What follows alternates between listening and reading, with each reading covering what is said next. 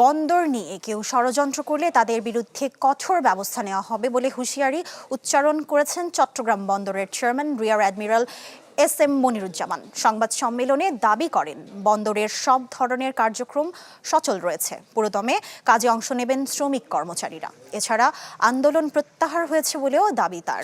এদিকে সংগ্রাম পরিষদের ডাকা ধর্মঘটে আজও অচল চট্টগ্রাম বন্দর।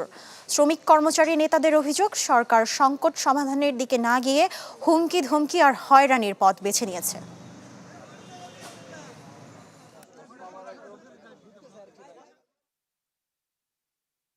ওনারা ফট করে যেদিন আদালতের রায়টা হলো সাথে সাথে এসে অফিসের ভিতরে বিশৃঙ্খলা সৃষ্টি করলো, উচ্ছৃঙ্খল সৃষ্টি করলো, কাজে বাধা সৃষ্টি করলো।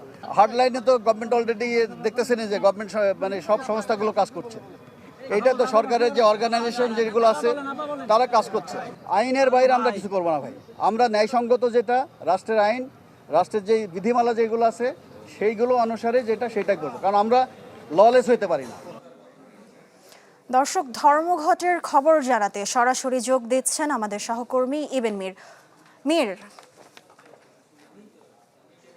আমি এখন আসার আগ পর্যন্ত অর্থাৎ চট্টগ্রাম বন্দরে থেকে আমরা এই আসার আগ পর্যন্ত দেখেছি কোনো ধরনের জাহাজ থেকে যে পণ্য ডেলিভারি সেটি আসলে কোনো ট্রাকই প্রবেশ করেনি, কোনো ট্রাক বেরও হয়নি।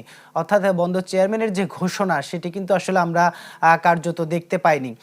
শ্রমিক নেতারাও বলছেন তারা চেয়ারম্যানের পদত্যাগ সহ তাদের দাবি পূরণ না হলে তারা তাদের যে কর্মসূচি সে কর্মসূচি তারা চালিয়ে যাবেন। আর এদিকে আমরা যতটুকু সবশেষ যে তথ্য, সেখানে প্রায় 10,000-এর উপর শুধুমাত্র রপ্তানিযোগ্য যে কন্টেনার, সেই কন্টেনার কিন্তু আটকে আছে। এই কন্টেনারগুলো যদি যথাসময়ে জাহাজে না ওঠে সেক্ষেত্রে আবার মাদার ভেসেলে যদি না করা যায়, সেক্ষেত্রে মাদার ভেসেলে যদি না ধরা যায় সেক্ষেত্রে প্রতিটি কন্টেনারের জন্য কিন্তু বাড়তি চার্জ গোনা এগুলো রয়েছে। যার কারণে এছাড়া যে বাল্কহেড জাহাজগুলো আছে বহির্নোঙরে, সেখানেও যেহেতু কাজ বন্ধ রয়েছে, অর্থাৎ সেখানেও বিরাট একটি আসলে যে চার্জ গুনার বিষয়টি সেটি, অর্থাৎ এই চার্জগুলো কিন্তু দিন শেষে ভোক্তার উপরই আসবে। যখন পণ্যগুলো খালাসে দেরি হবে, পণ্যগুলো যে চার্জের কারণে বাড়তি খরচ পড়বে, প্রত্যেকটি খরচ কিন্তু আসলে ক্রেতাদের উপর যাবে।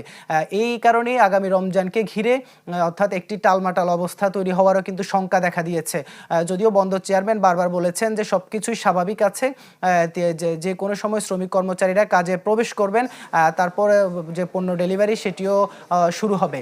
তবে আমরা আসলে এখন পর্যন্ত সে ধরনের কোনো ধরনের আশার বাণী কিন্তু শ্রমিক নেতাদের কাছ থেকে শুনিনি। মীর, আপনাকে ধন্যবাদ।